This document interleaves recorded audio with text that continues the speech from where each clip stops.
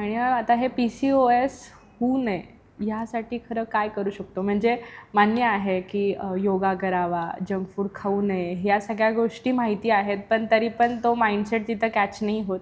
तर मग अशा आमच्यासारख्या लोकांना काय करायला हवं जेणेकरून तो PCOS मी होऊ आधी नये? थोडक्यात PCOSचे कॉम्प्लिकेशन सांगते तुम्हाला राईट.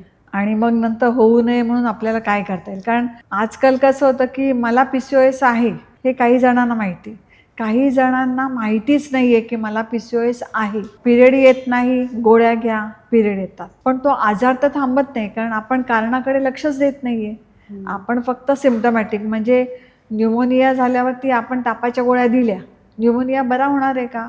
तो नाही होणार, तेवढ्यापुरता ताप कमी होणार आहे.